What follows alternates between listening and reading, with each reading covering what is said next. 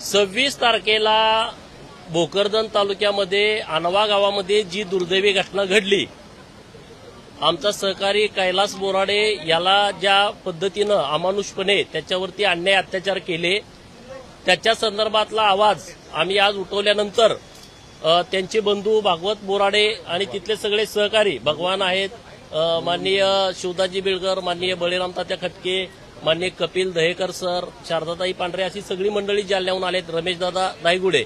आम्ही माननीय मुख्यमंत्री महोदयांची भेट घेतली. त्यांनी तर अगोदर बऱ्यापैकी सूचना दिल्या होत्या. त्यांच्याकडे आम्ही मागणी केली की ज्या आरोपींनी हे कृत्य केलेलं आहे त्यांच्यावरती 5 गंभीर स्वरूपाचे गुन्हे यापूर्वी दाखल आहेत आणि माननीय मुख्यमंत्री महोदयांनी या विषयाची गंभीर दखल घेऊन तिथल्या पोलीस प्रशासनाला त्यांच्यावरती मोका अंतर्गत कारवाई करण्याच्या सूचना दिलेल्या आहेत. म्हणजे एक चांगल्या पद्धतीचा रिस्पॉन्स माननीय मुख्यमंत्री महोदयांच्याकडून दिलेला आहे.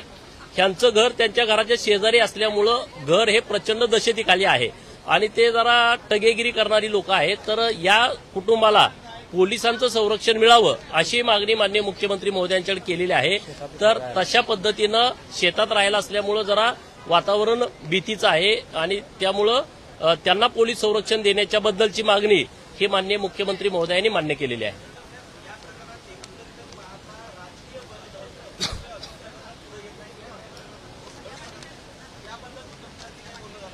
बघा, बरेच प्रकरणं अशी घडतायत. तर माननीय मुख्यमंत्री महोदयांच्याकडे आम्ही विनंती अशी केलेली आहे की अशा पद्धतीनं जी काही दादागिरी लोक करतायत आणि ज्यांचं बॅकग्राऊंड हे गुन्हेगारीचं आहे, ज्यांच्यावरती अनेक गुन्हे आहेत, त्यांची सगळ्यांची यादी माननीय मुख्यमंत्री महोदयांनी त्या पोलीस प्रमुखांच्याकडून मागवून घ्यावी आणि योग्य ती कारवाई त्यांच्यावरती करावी.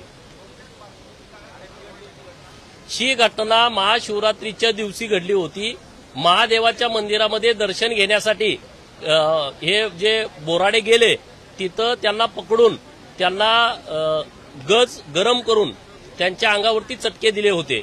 अत्यंत भयंकर प्रकार हा घडलेला आहे. माननीय उपमुख्यमंत्री महोदयांनी सुद्धा वरच्या सभागृहामध्ये त्याच्याबद्दल निवेदन केलेलं आहे. चलो.